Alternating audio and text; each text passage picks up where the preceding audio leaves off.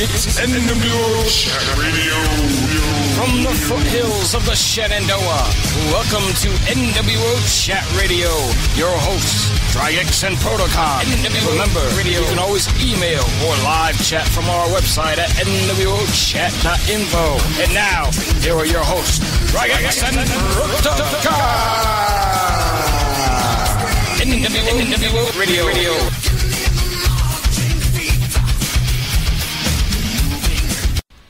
So welcome to our newest episode. We're been away for a while, doing a few other things around here, trying to work on getting some new guests and things like that. Time constraints have been a bit of an issue for me to be able to get on and do the show, so we'll probably end up doing the show live. We'll still do the show live, but we're just going to put it on Twitter, and we're only going to put it on Facebook.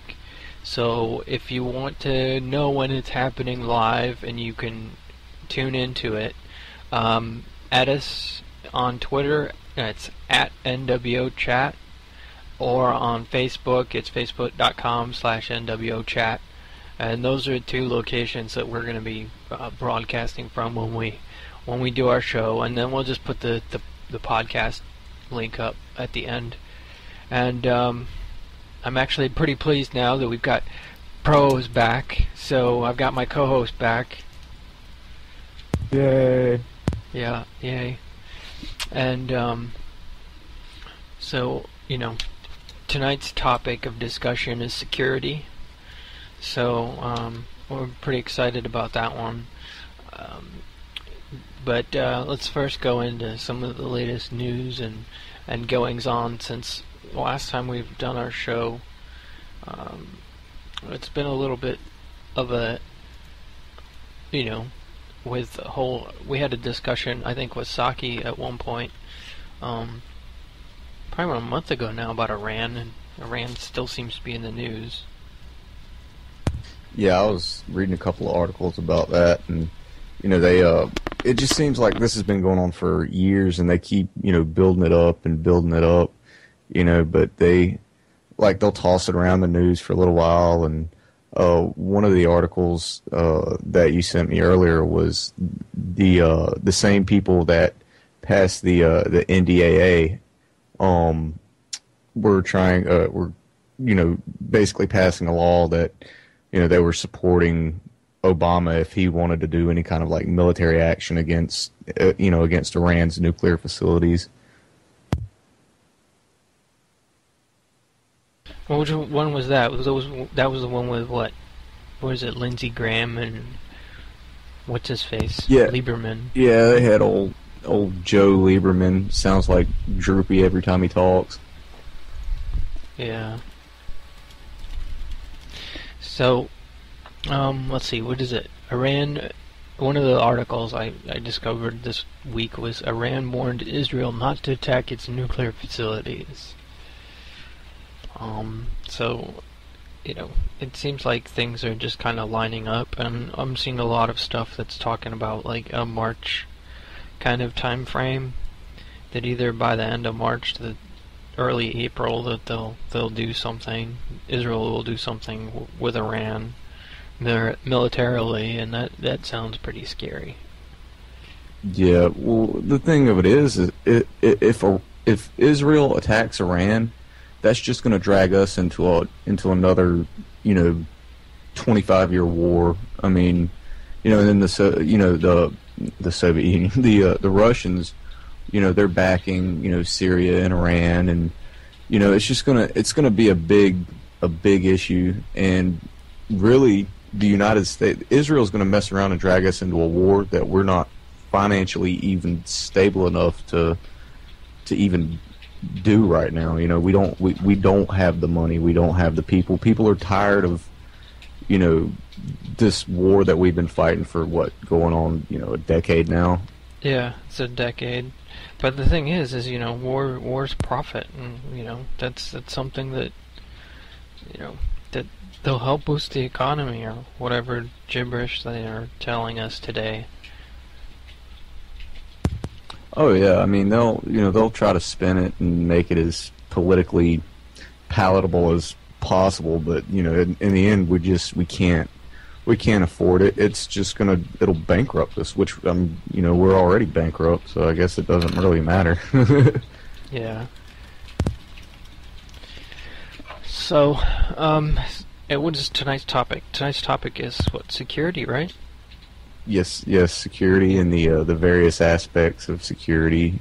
Different things that you can do to protect your resources, your house. Even self-defense if God forbid you was ever in that situation. Mm-hmm. Yeah. So one thing that I found interesting, kind of going along with security and things like that, that states, or even like different states in the U.S. are starting to take that kind of serious. Like Wyoming just passed a doomsday bill, or whatever they're calling it. I'm not even sure what it's called. Yeah, I was reading that earlier. I thought that was pretty interesting. And I had mentioned in the chat a couple of years ago that some of the individual states were going to actually start doing that. It's in the interest of self-preservation for them to do so. I mean, if things ever got bad enough, there would be a lot of states that would, in order to keep things from getting as bad as they are in like Syria and Greece right now, in order to keep things in their state from becoming that bad, that's what they would have to do. And one of the things that they talked about in that article was the state had contemplated forming its own, army or state militia or whatever, and, issuing its own currency if, there was ever an economic, crisis.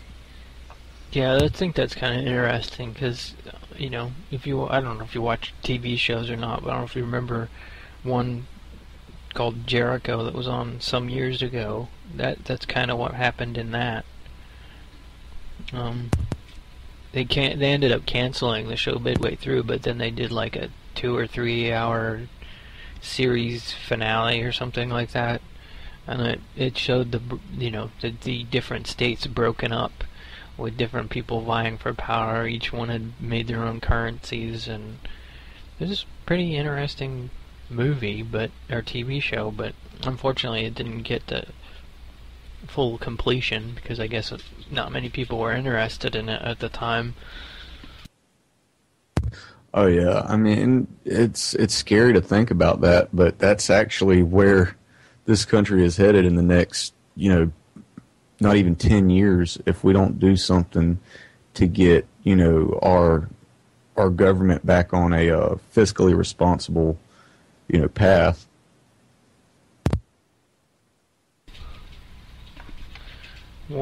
Yeah, and that's the thing is it's really difficult because it's like I would say mainstream Republicans keep on going about how we need to restrain government and do all these kinds of things, and then it turns out but we can't give up our military, we can't give up the military, blah blah blah, and that's the biggest drain on our budget right now is the military spending. Right, exactly, and that now no one wants to give up their pet whatever a lot of the things in the Democratic Party they don't want to give up is government health care and that kind of stuff. Well, the Republicans don't want to give up military spending, so it just kind of nobody's willing to compromise there, so it's Right. it's just a bad situation. And I was thinking today, that what was actually kind of a scary thought is that Congress becomes so inept and so unable to function in terms of cooperation and collaboration and coming to consensus on issues and finding a good compromise, which is what they're designed to do, that they become so ineffective in that the president just starts to do things to get things done, and essentially allows the president to have a lot more authority sets precedent for a lot more authority in the president than the president's actually had in the past. And then, it depends on who gets elected next. It's really... Exactly. You end up with some wacko. Well, if you look at just what... I mean, and I'm not, putting it all on Obama because, Bush did a lot of the same thing, trying to, legislate through executive authority, executive order this, and the other, and this and that. And that's, like you said, it's just a result of Congress not being able to, compromise on, certain issues. Right. And, Europe's still having their whole issues and stuff. And there's a rumor, I don't know if it's just some dude's random prediction or if it's actually based on some type of market analysis, that in the mid-March or so that the euro is going to collapse. But, that's hard to say. The one thing that I did find interesting was that Greece is going to, more than 160 German tax collectors have volunteered for assignments in Greece. So they're sending German tax collectors to Greece. And if I understand, culture correctly, the Greeks and the Germans don't like each other. Yeah, I was going to ask, are the German tax collectors wearing knee-high leather boots by any chance? I don't know, but I'm sure that they'll have to have some type of security guards. I can't imagine, well, it depends on, I don't know if they go door to door in Europe like they used to, or if it's like they do here where you just, you send your thing in and you're done. Right. Well, that just goes to show what happens whenever you have, individual countries, consolidate power like that, like they did in the European Union. That'd be like having, people talk about the North American Union all the time. That'd be like having Canadian tax collectors show up down here at my house wanting to know, if I paid my taxes to the, the union. I probably wouldn't be very nice to them. No, and let's see. German criticism has reopened wounds in Greece dating back to World War II. Protesters in Athens burned German flag earlier this month, and Greek newspapers have portrayed the German Chancellor Angela Merkel as in a Nazi uniform. So, they're calling them basically Nazis and fascists and stuff like that because, but that's the issue, is that Greece right now isn't a democracy anymore. No, and that's what happens whenever your government, just collapses in on itself. And if you take a look at what's happening in Greece right now, that is going to be the United States of America in, 10 years. Possibly. I think that would be a bit of a stretch, but the thing with Greece is that the head of Greece got kicked out, and then the banks just placed their own, Goldman Sachs stamped dictator technocrat in there to run the country.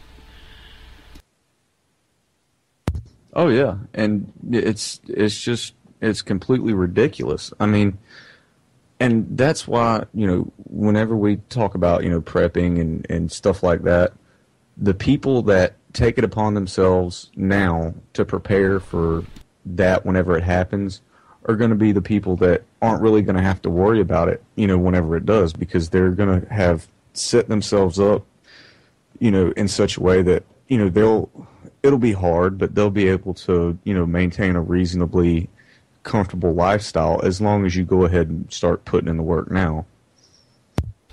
Right, and that's the key, is you should start putting it in now whilst you've got the time. There was a really good article that I saw earlier. I'm trying to think of the website now. I think it was besurvival.com, maybe? Let me see if I can load it here. But basically it was saying Yeah, it was under their homesteading section, and it was basically how to store supplies for $2.75 a day or something like that. Did you see that one? Wow. No, I didn't. I'll have to get you to link me to that here in a little bit. Yeah, it says how to build a stockpile for only $2.75 a day. And essentially that works out to what, like about $1,000 in a year. And so it kind of goes through like some really basic emergency stuff that I think is pretty good for the beginner, just to get what they, to get a good footing on where to begin, and to give them ideas. And if you're on a really tight budget, it's like $20 a month. I mean, imagine you can at least try that. And that me and this kind of goes with tonight's theme, I guess, or tonight's topic. But we just recently planted a garden back behind the house. We have the whole backyard is just tilled up and turned into a garden. It's probably about an acre. And whenever it starts producing, we're going to take and can that up into like mason jars, and put it up in the shed, and maybe give some of it away that we can't, put up, so it won't take up so much room. But one of the things that you need to think about if you're going to be doing, anything like that is not only self-defense as far as security goes and like home security, but you need to think of, you need to think about protecting your food, your garden, your water supply, whatever. If it's nothing but putting up a barbed wire fence, that's a form of security. Right, and you not just from like people or people who would like to take it, but animals, but those are things that you have to deal with anyway if you start a garden. But there'll be if you can take care of some of that now, and you won't have to worry about the animals, or you'll have something in place for the animals.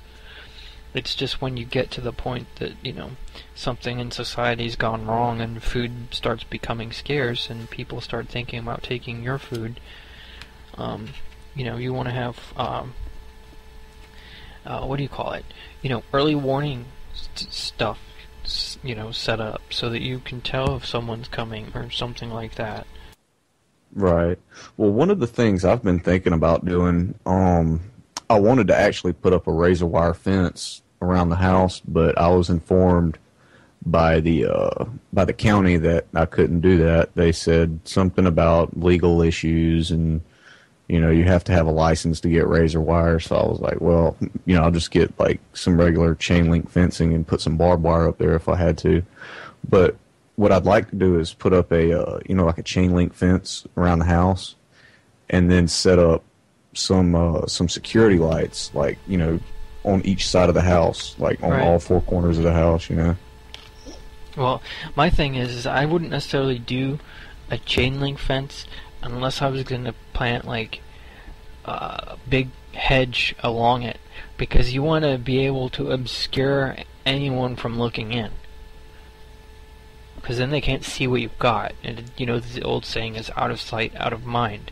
So if they can't see that you've got a big garden in there, they're not going to pay a lick of attention to it. At least initially, you would hope. Oh, exactly. I've seen, I can't remember where it was that I seen this at, but it was in a video, an article or something. Somebody had put up a chain link fence around their house or their property, and they put poison ivy vines that just grew up all over the fence. And I thought that was a pretty effective security system right there, because there's not too many people going to climb a chain link fence with poison ivy growing all over it. Yeah, that does sound pretty much like a pretty good idea. What I wanted to do was, I guess they call them hedge apples. They actually grow like really nice hedgerows, and they, like if you ever go to the UK or whatever, the farmers in there and stuff will have them separating their fields, and they just look really nice. But shoot, I think poison ivy sounds like a bit better of an option as well, because they're less likely to want to climb over that. Yeah, yeah. I'm telling you, you can climb a chain link fence full of poison ivy if you want to. I wouldn't necessarily want to do it. No, they'd have to have like some really good like protective clothing or something. I guess they could burn it down, but I mean, still, if you've got some type of ivy growing, chances are, as long as it's obscured, then I don't think anyone's gonna see anything. But the other thing to think about is either like a camera system or like tripwires or something to alert you that someone's approaching your property even. Exactly. And I tell you, I would really like to set up, like a wireless camera system, in the backyard, or at least I thought about getting taking a trail camera and setting up, like maybe in the garden somewhere in a tree where it couldn't really be seen, because that trail camera will pick up on movement. So if there's anybody, messing around in your garden or, around your house, that trail camera would be a good thing to, to have, so you can see if it would maybe be like, if you had a wildlife problem that was, eating your garden, or if you had somebody back there taking your food. Right. And Saki just pointed out in the chat room that you could do stinging nettle as well. I don't know if they have poison ivy in UK and Europe or not, but I know they've got stinging nettle, so you could use that too. Just plant a bunch of that. And basically, that stings the crap out of you. That'd be pretty good. I'm glad we're having this topic on security tonight. Another aspect of security is home security, and not just like a fence or a dog. But we have recently had a string of robberies in this area. In fact, a lady right down the road from my house here, somebody cut open her front door with a chainsaw about 2 weeks ago. Damn, and that's so, pretty drastic. Yeah. That's like insane. And what's crazy is that the door was unlocked. They didn't even check to see if the door was locked. They just took a chainsaw to this woman's front door and like busted in there and like just flipped over all of her dressers, stole a bunch of guns and jewelry and stuff. And they must have been someone that knew her.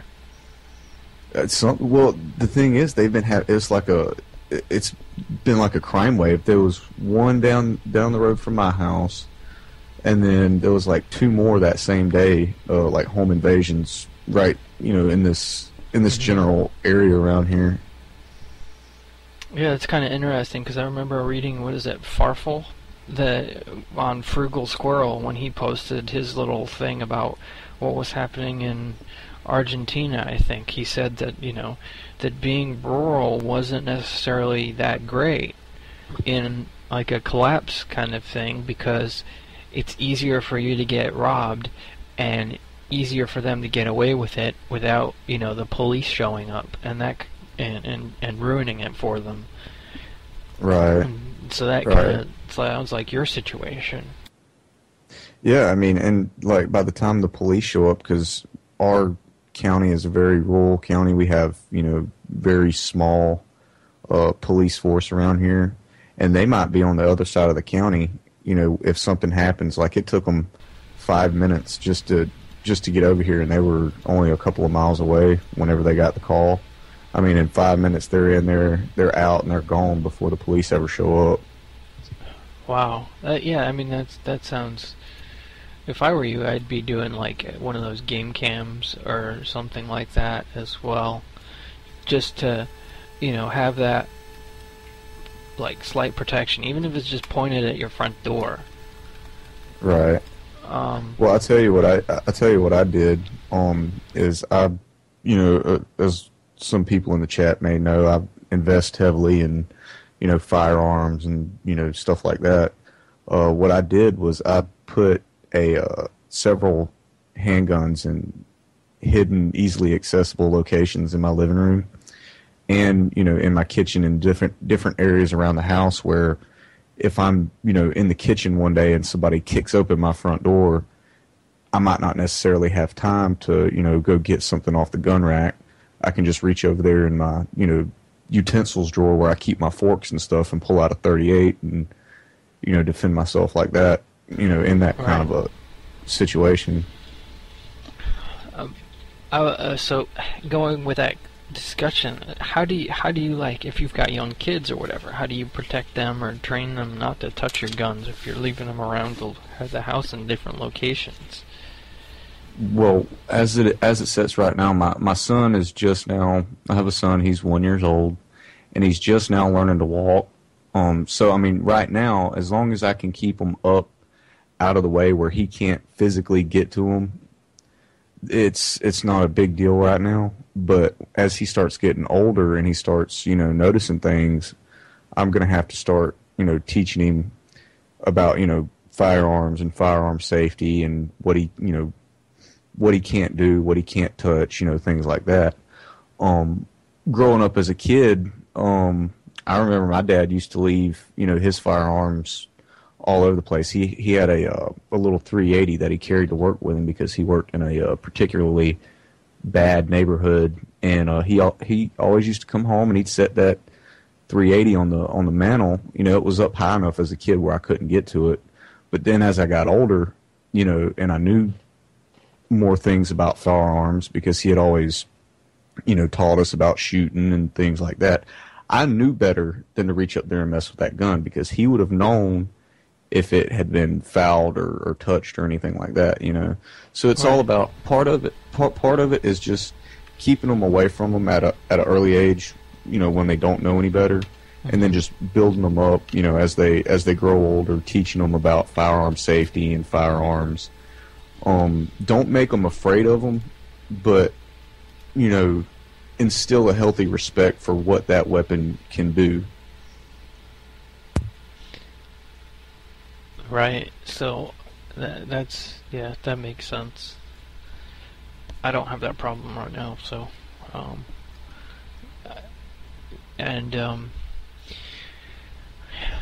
so I guess for me, I don't have any firearms right now. I'd like to eventually, but I'm just, I go back and forth, and I was not brought up in a household that had guns.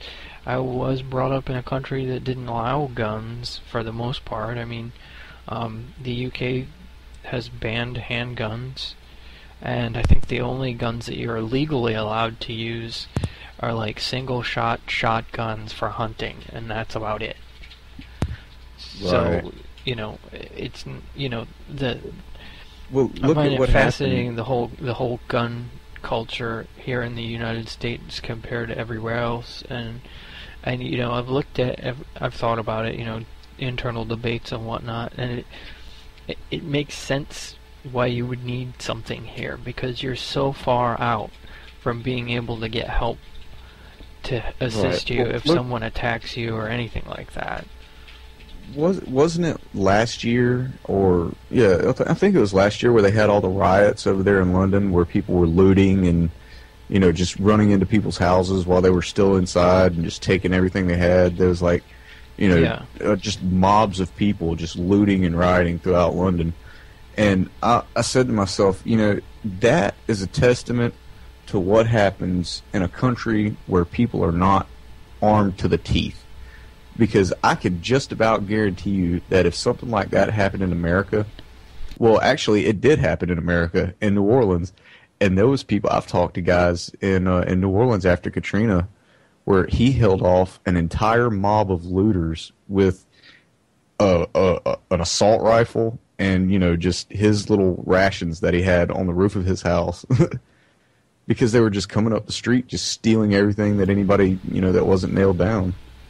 Yeah, and that was pretty crazy to watch unfold as well.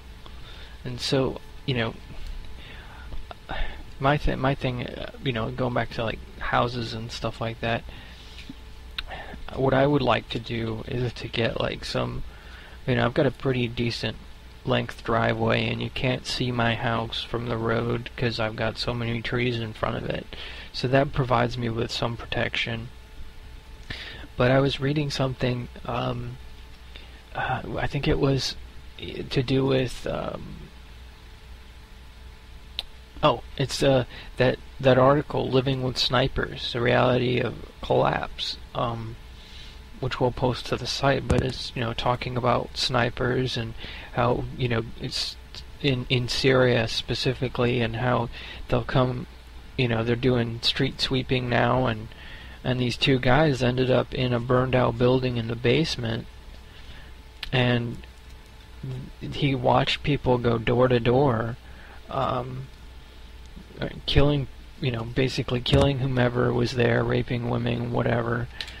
And I don't know if this is specifically Syria, but I think it was more like the Balkans during that conflict. Is the person that's commenting, and he had his friend had to look out a window every for 3 or 4 days, and right in front of the window or the door frame was a young girl, and so she's just staring back at him dead, and he's got to stare at that for 3 some odd days, and so they made like a pact or whatever. I think the tale goes that they just try and fire as much of the ammo that they had, like 30 rounds from their handguns, and then blow themselves up with grenades if the security forces came in for them. And what ended up happening was they didn't have that because the building that they were in was burned or bombed out. So that kind of leads me to the other comment that I made in a previous episode, is that, if people on your block are getting raided or something like that, like systematically, or people are coming in and raiding houses, and there's nothing that you can do, and people are running away screaming, whatever, make it look like your house has been raided. It's kind of like a camouflage kind of a thing, and maybe they'll move on. Right, yeah, because they're not looking for houses with the windows broke out and, trash all over the yard. They're looking for people, who haven't been, targeted yet. Right. And so that's part of that goes in towards, like operational security. That would be one of the things that you could do. If you couldn't, like my brother's house. My brother lives way off in the woods. Like you have to turn off the main highway onto a dirt road, onto like another little dirt road, and then off onto like this little 1-lane pig trail to even get to his place. You can't see it from the main highway. It's just covered with trees everywhere. So like something like that. If you lived in an area like that, that would be, a form of natural security right there, because there's only one way in and one way out to his house. It wouldn't be hard at all for him to, set up a barricade or something there on that little 1-lane pig trail, and then he would have complete control over, who was able to come in and out of there. Right. Now, I'm sure that it's all wooded and he has chainsaws and stuff.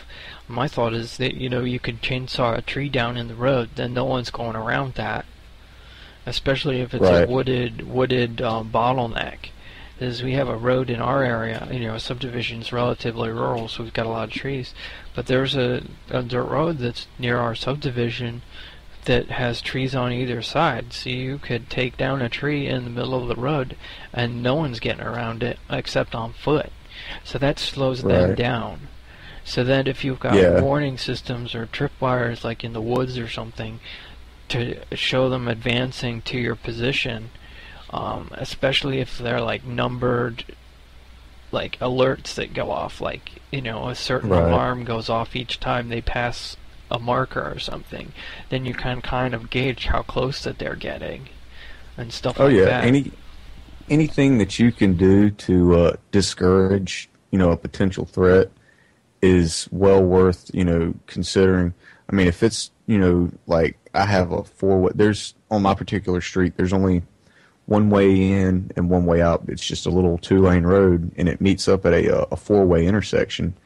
if, you had to, you could block off, all but like, one or two parts of that four-way with vehicles or something like that. That way you could restrict, the flow of traffic. That way you could set up a roadblock right there and control, who had access to your block. Thank God I live with some very, very good neighbors. We have the former sheriff of the county that's like right next door. My next door neighbor, over here on the other side is, ex-military. He's a super nice guy. And we've all talked about, like what would happen if, there was ever like a hurricane or, a natural disaster or something. So we could kind of like pull together and, pull our resources. And that right there is a form of security, because now I don't have to worry about, what happens, if my neighbor's over here in a bad situation, or what would happen with this neighbor, because we've already all agreed that we would, basically police our own little area if something bad ever did happen. Right. So you can kind of basically, set up your community and you don't have to worry about going it alone. Essentially, if something bad were to happen. It just so happens that I discovered that I actually, in my subdivision, there's a couple people I actually work with at my new position, and so I don't know if I could approach them about these kinds of topics, but I'm sure that something about what do we do during a hurricane or tornado or whatever. We've had an earthquake and stuff, and it's just kind of getting to know your neighbors, really, and that's something that I need to work on a lot, because I'm not a very outgoing kind of person. Right, and I'm not either. I'm pretty much, one of those kind of people. I stay to myself as much as possible, but it's well worth it. If you have neighbors that you can talk to, that may or may not be into prepping, talk to them about, just simple stuff like what would happen if a tornado, happened, or a hurricane, or some kind of natural disaster like that, and then kind of gauge them on, how much they know about, emergency preparedness, and then if you can, offer them, some tips to help them out, maybe get them interested in, prepping, and then, talk to them about like working out a plan. If something happened in our neighborhood, what could we do to, keep things relatively stable, in this area. Right, and so, but that also kind of goes back to the whole operational security, and, if you divulge too much information now, it could come back and haunt you if something were to go bad. Because, most crimes are committed by people that know you or know someone that you know. And so, I'll use the example of Facebook. People posting that they're going on vacation on Facebook. Well, if depends on who's on their Facebook. If they've got 300 people on their Facebook, I guarantee you they don't know every single person, and they probably can't trust every single person on there. So someone could see that. Right. Well, you don't have to. And you then don't they have to know tell. they're away. Right, but they they know you're away, and so they come rob you, and that's happened. Right. Oh yeah, I'm sure it has. People put way too much information on Facebook these days. Right. So that's the but, example. You don't. Of, OPSEC, if you was gonna talk, like just bring up the subject to your neighbors. Just go up to the house. Introduce yourself, and tell them that you're working out a community action plan in case of a natural disaster. You don't have to necessarily tell them the details of your supplies or your capabilities, but just work out a plan. Maybe if it's just like an evacuation plan or an emergency plan. I mean, something that you can have something that you can build on in the future if you had to. Right. As just got to make sure that they don't report you to Homeland Security. Oh God, yeah. Because Jesus. Yeah. But fortunately, we've recently had an earthquake here, so I guess I could kind of use that as like a lead-in, or like, if we've recently had some major issue, it's like, well, what do you do? It's like, start asking them questions and get them to talk. I think that's a better method, because then, Right. to them, it's like you're listening to what they're saying, and they'll be more apt to want to discuss certain things with you if they feel like they can trust you and that kind of thing. Right. And that's a big part of, security right there, is just if you have good neighbors and you have a good plan worked out with your neighbors, in the event of something like, look what's been happening in was it Missouri and Tennessee and things like today, like that tornado that killed, all those people today. Something like that ever happen around here, God forbid, I have the resources available to me right now in this area that we could provide, basic emergency services to people in our community, whether that was, security or maybe emergency medical care or, whatever. And that right there is a big part of it. Right, and that's, I think, what a lot of localities end up doing, is that they tried to plan for the small emergencies and those kinds of things. Like storms mostly. It seems to be that those are the biggest issues that most people end up having. Terrorism, I doubt that that's high on their priority list. Right. Well, I mean, I've done a couple of anti-terrorist, I've done some anti-terrorist curriculum because of my occupation. We actually have workshops sometimes with Department of Homeland Security and FEMA liaisons, for this area. But a lot of it is mainly just mass casualty stuff. And, you could have a mass casualty incident from anything from a tornado to, somebody setting off a bomb in downtown rural Hosford with our total of, 512 people in our population, Right. So another thing, I guess, to think about as I'm sitting here is, food security is ensuring that you've got the food. Because if you don't have food and you don't know where it's going to come from, you're going to start feeling really insecure. To the point that you might feel like you have to go out and take it from someone else, and then that could lead you into either you're going to get it or you're not going to get it. Right, or you may get something you don't want. Right. So, if you can save up food for a good few months at least, I think that'll mitigate some of the insecurity that you can kind of feel. Like gasoline prices are starting to go up, so maybe getting a couple extra gallons of gasoline might be a good idea and might make you feel a bit more secure. I ended up doing that the other day because if wars always seem to start in the spring for some reason, especially March time. That's when we launched the war in Iraq, and so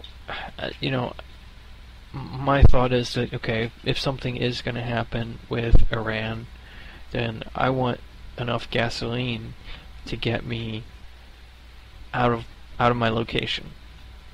At least like a tank's worth. So I ended up getting about 10 gallons or so. And so I feel a bit better knowing that that's there, that I can just go grab it if I need to. Right. Gasoline, having adequate supplies, food, and resources are, a form of security in itself. But if you have all of those things, you need to have a means of protecting them. And, there's several ways that you can go about doing that. One is, natural barriers. Right, whether it's trees, topology of the land, anything like that that's naturally occurring in your area that can be used to impede somebody that may have ill intentions or intentions of, stealing that.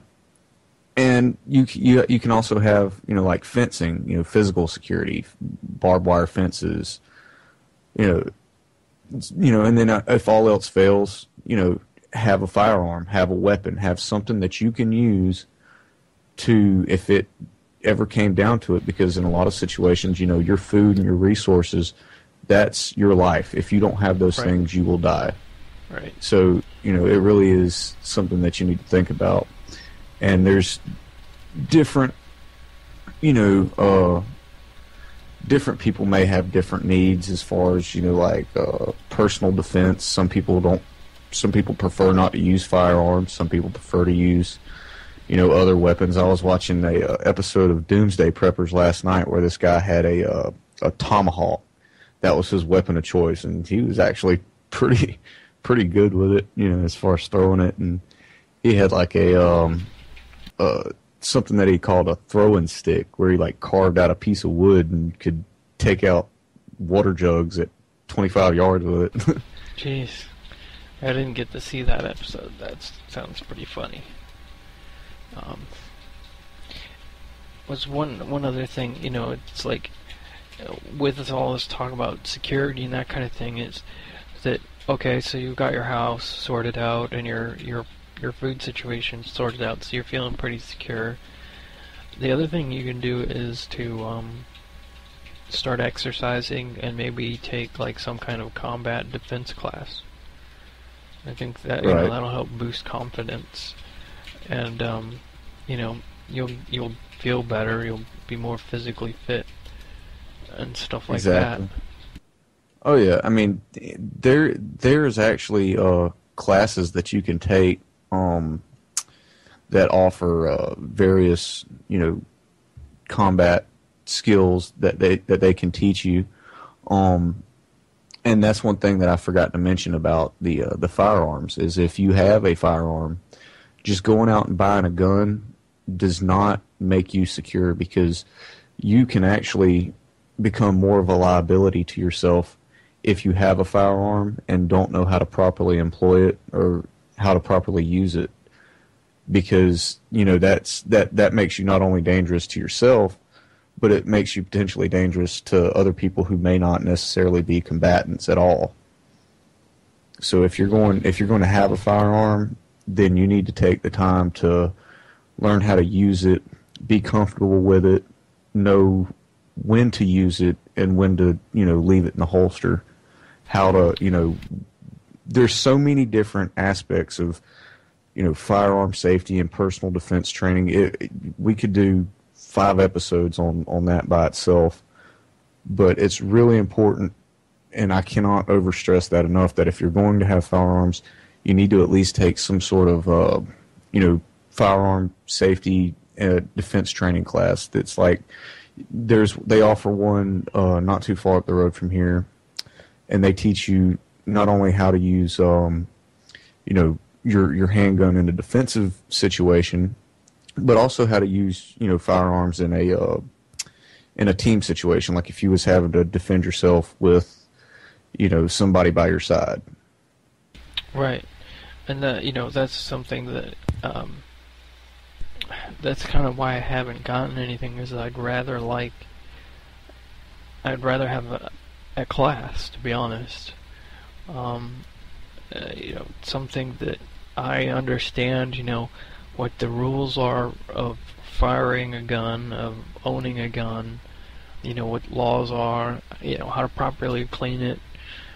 I've looked on YouTube about a lot of videos, and it's just, for me, I'm kind of like a hands-on person, and so I think that's a big factor in me not actually getting one. knowing the laws, regarding firearms are, varies from state to state. Like in Florida, we have a castle law, and you can use anything up to and including lethal force anywhere on private property, whether that's in your car, your house, or even your front yard. If somebody has a weapon or something like that, and they try to attack you, you can use lethal force to defend yourself. Now, if you go to Georgia, let's just say you're in Georgia and someone is in your yard threatening you, you have to actually wait till they come inside your house before you can respond to that threat. So knowing the laws are very important. And even in a excuse the term, shit hitting the fan situation, there's a saying that every bullet that you fire has a lawyer attached to it, because eventually the rule of law and order is going to be restored, and you're going to have to account to somebody for every single round that you fired.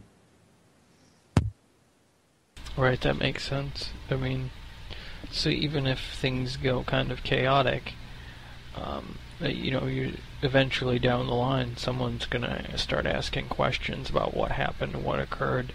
And I guess, like the whole Katrina thing with those police officers that shot those unarmed people on the bridge, eventually they got, Yeah, in fact, I was just going to mention that. I was just going to mention that. That's a good example of exactly what that means, because during the chaos of the hurricane, they got away with it for a little while, but after the rule of law and everything gets reestablished, you're going to have to reconcile that with somebody. Right. And so, like a lot of, going back to Doomsday Preppers real quick, a lot of people on that show have guns, and I'm having difficulty with the show in terms of they just seem to either get the most whacked out people, or they just cut it right so that it makes it look like they're all crazy. And there's absolutely no point in this, because all of the things that they're scared about aren't actually going to happen. Right, and that's just the media portraying, what it boils down to is the government, and I don't want to say just the government, but there's an entire culture of people that don't like the fact that there are people out there that in a bad situation could be completely independent and totally self-sufficient of, the government if they had to.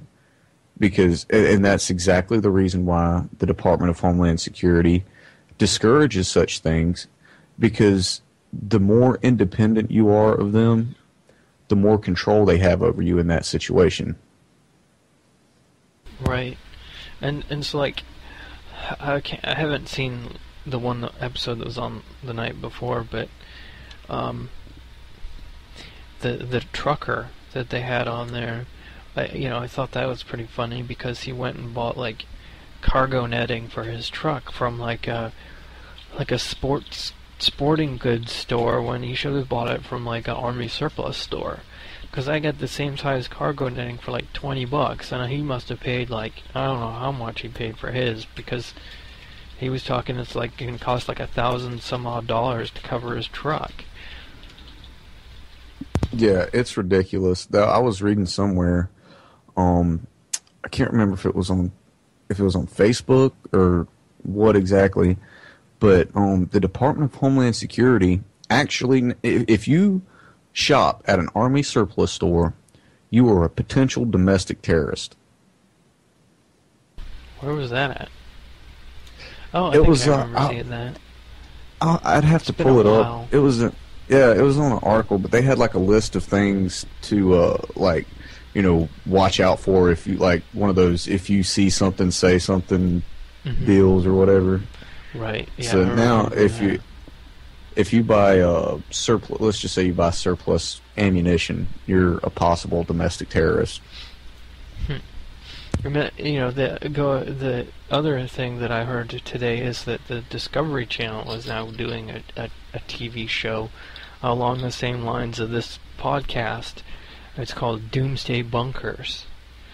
So I guess that, it's kind of like Doomsday Preppers, but it's their version where they go through different bunkers and things like that. And so I think that, this is entering more and more the common mindset of people, which can be good and can be bad. I think that a lot of people are going to try and capitalize on the whole fear thing associated around it, and the whole 2012 thing, which I don't really buy at all. But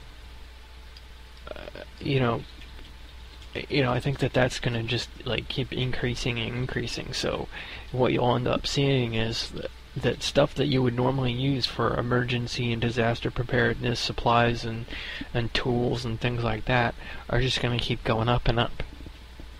The closer, my guess, probably the closer till we get to 2012. Right, and I think a lot of it is just, you have different companies trying to capitalize on it. Do you realize in the past 3 years, firearms and ammunition sales in this country have quadrupled? I mean, before, and I hate to say it like this, but before Obama got elected, firearm sales were, about what they were for the past 10 years before that. As soon as he got elected, they doubled overnight. Yeah, I mean it's pretty interesting, because yes, that's a lot of afraid people for things, but for me, I'm thinking more in terms of home defense. I think of the practical use. If I had someone break into my house, and we've had a break-in our neighborhood at one point in the past couple years, someone were to break into my house, I can't stand around for 10 minutes, 15, 20 minutes waiting for the police to get here. Right. My wife was telling me about an incident that occurred at the school where one of the teachers collapsed. And, the ambulance people, it took them 20 minutes to get there. Right. And so, it basically, why don't we talk about wandered in, and so it was. See, you kind of have to make sure that you can do things yourself, like first aid, that kind of thing. Right. Well, why don't we do this? Why don't we focus on a specific scenario? Let's just say, since that seems to be a recurring theme tonight, because you've had home invasions in your area and we've had them in ours here recently. Let's focus on what could you do in a home invasion scenario prior to and during the middle of the actual home invasion to make it as hard for somebody that may be breaking into your house to come in and steal something from you or hurt you or something like that. Right. I wish I could remember where I saw a link, but it was like a thief's version of how to protect your house. And one of the major things was turn lights on outside. That will deter them from creeping up to your house. I have those motion sensing lights, that kind of thing, and also said close your curtains. And make sure that your doors are locked. And funny enough, the other night, my wife and I went out and we went into a different car, and we forgot our keys to get in our house. I was like, oh, well, I guess I'm going to have to break a window. Obviously stupid me had actually forgotten to shut my computer room window. I ended up climbing in through that. So, I was fortunate, but, that person, if someone were to walk right up to our house, they would have seen that my window's wide open. They could have climbed in at any time, and, they would have been in our computer room, and that's probably, for me, the computer is the most expensive item in the house. I'm in IT, I need a computer. I live on the computer. Right. It's well, I tell you, and this is just my personal, I guess, plan or ways that I defend my house. besides just, firearms, get a dog. If you have a big, mean pit bull that barks at anything that it sees, they're going to let you know that something is out there that, shouldn't be out there. Whether it's another animal or, somebody trying to break into your house. And besides that, like if you have a kid, like my son has a gazillion toys that lights up and, sounds off every time you bump one of them. I leave a couple of them like in the floor in front of the doors and the windows and stuff at nighttime, like in the living room. Right. I might leave a couple of them toys in front of the windows because if somebody comes through that window, they're gonna set off one of them toys. Yeah, and so those are a few things that I do. Is I try to leave maybe one outside light on, make sure my curtains are closed during the nighttime. But we do have 2 dogs. One of them used to be an outside dog, so he's, he can still hear some stuff and barks at it. But I don't even think you need a big dog. Like even a small Chihuahua kind of rat dog would be even, I would think, more protective. I've noticed that. I've noticed that real small dogs are usually way more aggressive than a lot of bigger dogs for some reason. I never understood that. But the thing is okay, so once someone were to come into the house, the next question is what do you do? And I remember reading someone's post on Reddit about how, that they had recently purchased a gun, and what they had done, they got one of those safes that uses the thumb scanner so it opens quickly, and that I thought that was a great idea. But what had happened is they walked out into their living room and the police officer yelled at him like, I got him, he's, running away kind of thing. And so, he was careful that he didn't actually shoot the police officer, but the police officer kind of almost berated him a little bit, but not too much. And I think he was in just too much shock of the whole situation to really comprehend. Because the police officer gave him some good advice, which, I was reading and with 2 dogs and stuff was basically to secure the dogs. Because they will shoot your dog.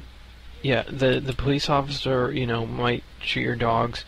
The person that's coming into the house might shoot your dogs. Your dogs will probably get in the way trying to defend you from that person. Right. So it could cause a bigger situation. But also, he had his wife get on the phone. So my thought is I get my wife on the phone, get her to secure the dogs, and then I would go out. If I had a gun or anything, go and check what's going on, kind of thing. Right. And so she'd hopefully be on the phone with the police locked in one of the bedrooms or the closet or bathroom or whatever. Right. That's the first thing that you should do. If you know that somebody's in your house that isn't supposed to be there, before you get your gun, before you do anything, if you have, a family, the first thing that you do is tell them to go lock themselves in the bathroom. Automatically. Immediately dial 911. Tell the 911 operator exactly what's happening, and then if you go to secure the house or whatever, if you have to shoot somebody or if you have to use lethal force to defend yourself, immediately tell the 911 dispatcher what's happened, and make sure that you do not have anything in your hand that looks like a weapon or anything else whenever the police get there. Right. If you have to put the gun back in the closet. Right, and I would even go to the point of saying something along the lines of, if you've got them on speakerphone, warn the person that, you're going to shoot them. And, right. So you make sure that they can hear it. Warning and stuff like that. Right. Because everything on that 911 line is going to be documented, and that'll be something that'll be brought up. Because if you kill somebody, even if you have a permit and you're a legal gun owner and everything else, you're still going to have to go through a police investigation after the initial shooting, and so you want everything to be as documented as thoroughly as possible. So if you have a gun, put the telephone in your pocket or something like that. Make sure it's on speakerphone so that if you have to shoot somebody, just yell at them as loudly as possible. Get on the ground. put your hands up where I can see them, something like that.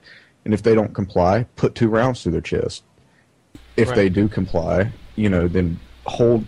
You can do one or two things. If you have a gun on somebody and they comply with your request to get on the ground and they're doing what you're supposed to do, I keep a pair of handcuffs right there beside the bed with my firearm. I'm not a law enforcement officer, but I do have handcuffs. That way, if someone's breaking into my house and I don't have to shoot them, they comply with my request to get on the ground, I can go ahead and subdue them with the handcuffs. That way I don't have to have a gun pointed at this guy's head whenever the police come busting through my door. Right, yeah, that's a good idea. I mean, I don't have that or else anything like that, but or even zip ties, if you've got good zip ties. Oh yeah, zip ties, rope, anything like that. Mm-hmm. But I would strongly caution against, unless you're just really good with a rope, I would strongly caution against using rope, because you're going to have to probably set your gun down and fight with them for a minute to get the rope on them. Right. Makes sense. So. But yeah, you want everything to be as loud as possible. Yell at them, scream at them, tell them you're going to shoot them if they don't comply with their request. If they look like they're holding a weapon and they drop the weapon, then just keep them subdued until the police get there. If they attempt to attack you, shoot them. Go ahead and don't shoot to wound them. If you're going to shoot somebody, shoot to kill them. Yeah, well, and that's and then you can get onto a whole other discussion of what the best type of firearms are for home defense and that kind of thing. So, but I think we'll probably leave that for another episode, and hopefully for having a guest on that knows those kinds of things, can give us really good advice on that. Hopefully, maybe we'll have someone for our next episode that can discuss those kinds of things. Yeah. Hardboiled was actually. He asked me last night if he could, join in on the show and talk about operational security and that type of stuff. Mm-hmm. Yeah, we can probably do another episode on that alone. Just trying to figure out, how to secure your house, your location, and that kind of thing as well. That would be good. So I think we'll probably wrap it up here for this evening. Hope you enjoyed this episode. And as I said in the beginning, we're going to be doing this a little bit differently. We're just going to be tweeting through Twitter and posting on our Facebook page when we're going to do it live. See, if you want to listen live, you can. But if not, it'll be on the website for download. Our Twitter is @NWOChat. And our Facebook is facebook.com/NWOChat. So hopefully you'll like that or follow us on Twitter. We still have the contest going on for naming our show, and I'm hoping this weekend to be able to do a quick YouTube video of the emergency kit, the med kit that we'll be giving away for the winner. Who picks the name of the show. So you'll want to check the website for that. We'll be doing a poll of some of the names that we liked, so we'll put those up there, and then you guys can get to pick those. So again, hope you enjoyed the show.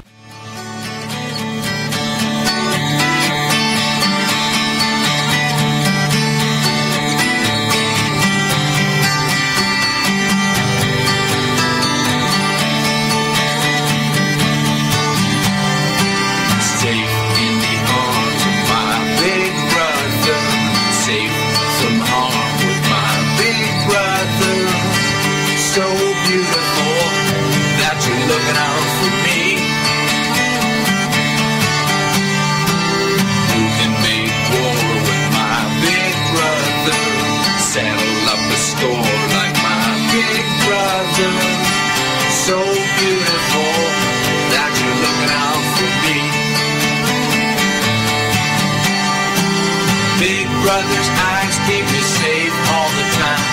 Big Brother's friends, they solve every crime. Big Brother's ears, they hear every plot. Thank you, Big Brother, you must really love me a lot. When Big Brother says to jump, you better ask how high. When he says hit the ground, go down, don't you ask him why. Without his loving help, this democracy will die. He's a great, great guy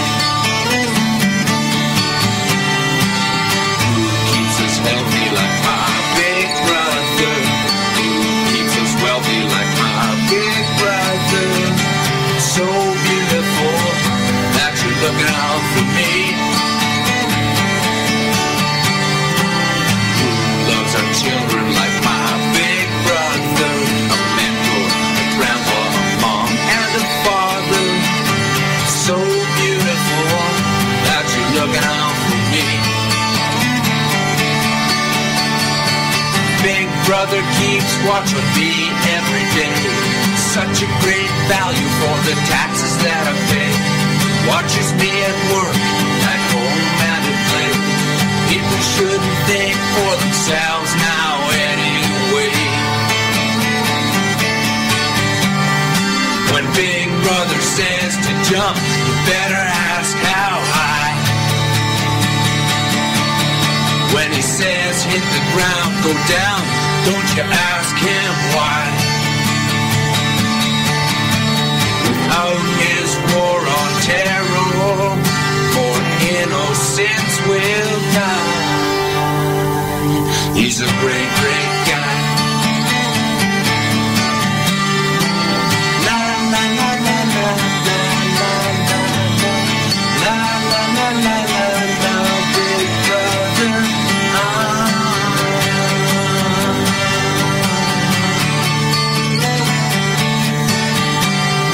When Big Brother says get in line, you better toe that line. He's got a tough job to do, and he's doing just fine. For him or against him, unless you got something to hide. He's a great, great